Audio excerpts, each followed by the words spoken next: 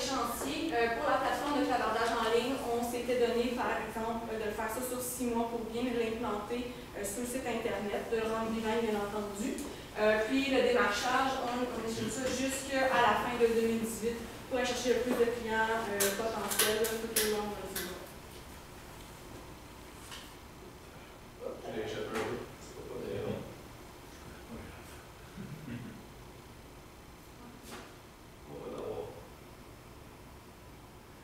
Bref, en conclusion, ce qu'on aimerait apporter comme stratégie marketing, c'est dans le fond généralement la stratégie de démarchage qui va être d'offrir une évaluation des coûts pour l'implantation des services de santé et sécurité aux entreprises. Ça va permettre d'avoir un pied dans la porte chez ces entreprises-là, de se faire connaître davantage. Puis ça va être un incitatif aussi à ces entreprises-là à acheter le produit ou les formations, dans le fond, que Confiant offre. Par la suite, la plateforme web va permettre de répondre aux questions des personnes qui vont visiter leur site web assez rapidement. Ils vont pas avoir, dans le fond, l'intuition d'aller se tourner vers un concurrent automatiquement si il y a une réponse automatique à ces questions. Donc, puis le tout, on veut vraiment mettre ça le plus bilingue possible, même si on savait que vos représentants étaient. Le bilinguisme c'est un atout, là on veut vraiment plus une nécessité vraiment pour justement chercher les milieux plus anglophones du Québec, comme peut-être Montréal, qui on sait une grande part d'anglophones, puis possiblement aussi l'Ontario. Donc il y a vraiment plus une accessibilité au niveau de la localisation là, des entreprises, comme je dis, en Ontario, mais au Québec aussi. Il y a aussi la barrière linguistique qui ne se fera plus. Dans le fond, il n'y aura plus de barrière parce qu'on peut aller chercher de plus en plus de clients à cause de la langue. Et en même temps, c'était vraiment ça. C'est vraiment, en fait, je pense, ce qui vous démarque, ce qui va encore plus vous démarquer d'ailleurs de vos concurrents, qu'on voit qui sont cotés en bourse. C'est des personnes à qui ils ont des comptes à rendre, donc c'est pas nécessairement eux qui prennent ces décisions-là. Puis on considère que pour vous, ça sera vraiment la solution la plus optimale. Oui, puis bien entendu, c'est sûr qu'en allant faire du démarchage dans les entreprises, vous allez acquérir une certaine base de données de nouveaux clients qui va très bien être possible de réutiliser à tout moment. Là. Bien entendu, si une entreprise n'est pas prête à acheter sur le moment, là, quand on fait une estimation gratuite, bien entendu, il y a possibilité quand même dans les années suivantes là, de retourner, de faire un suivi client avec eux sans problème. Donc tout ça va répondre au mandat qui était d'augmenter la visibilité, donc tant au Québec et possiblement à l'Ontario, mais aussi dans le fond d'acquérir des parts de marché là, avec le démarchage. tout est beau, voilà, ça va. Un gros merci de nous avoir écoutés. Merci à vous. Donc, on va commencer la période de questions de 5 minutes. Est-ce que ça serait possible de tourner la slide du budget, s'il vous plaît? Yes. Ok, cool. Du côté, parce que vous avez parlé du bilinguisme, je trouve ça super intéressant de rendre ça accessible non seulement à un marché plus large, mais également à des marchés plus ciblés qui parlent anglais plus. Du côté de tout ce qui est du bilinguisme, il y a des représentants peut-être qui parlent un peu moins bien anglais, il y a du contenu quand même à changer de ce côté-là. Est-ce que vous avez pensé au budget, aux ressources financières que ça prend? Est-ce que c'est inclus là-dedans ou ce serait à l'extérieur de ce budget-là?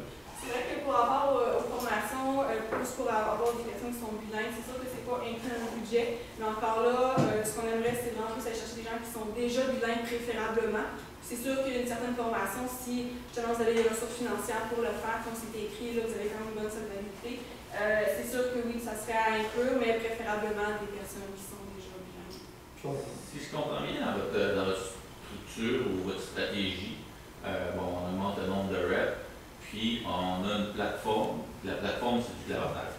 Donc, on s'attend à ce que le clavardage va amener des leads aux reps qui puissent aller rencontrer des clients. Si je comprends bien.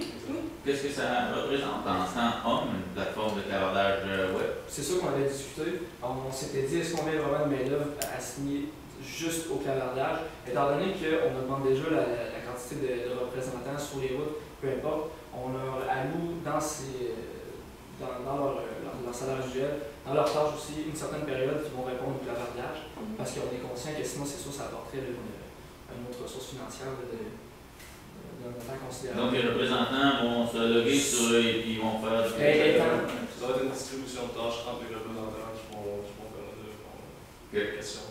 Ça ne va pas être une personne qui va être assignée à cette plateforme-là. Puis, moi, une petite question, si on va en clavardage, puis je suis à mon bureau, je pose une question, il faut que quelqu'un me réponde. Oui, c'est ça. En fait, on aimerait ça implanter un service, peut-être pas nécessairement 24 heures sur 24, 7 jours, plus 7 jours sur 7 jours, mais pas 24 heures sur 24, mais quand même une grande disponibilité. Puis c'est ça, c'est vraiment quelqu'un en tout temps, il doit y avoir quelqu'un qui va être là, donc il va répondre aux questions. Puis ayant 5 Je pensais que tu me parlais ça de représentant qui... Oui, c'est ça, mais ayant 5 représentants de disponibles, il y a possibilité à ce moment-là de mettre un horaire entre les représentants pour justement qu'au moins une personne, une ressource soit disponible à tout moment dans vos heures contenues de couverture. Ma priorité numéro 1, là, si on s'est résumé vite, qu'est-ce que je fais là?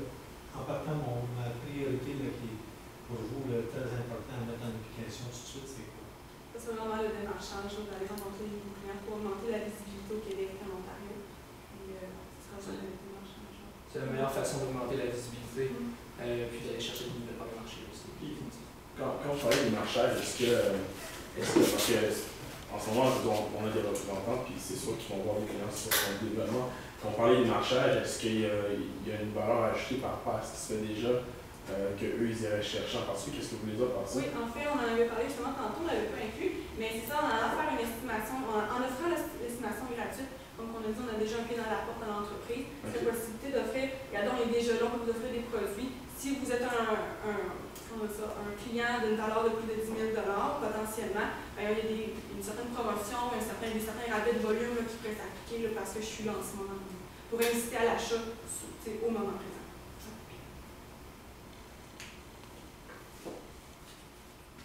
C'est clair pour moi. C'est très clair pour moi aussi. On vous remercie beaucoup. Merci beaucoup. Très gentil, très bien investi.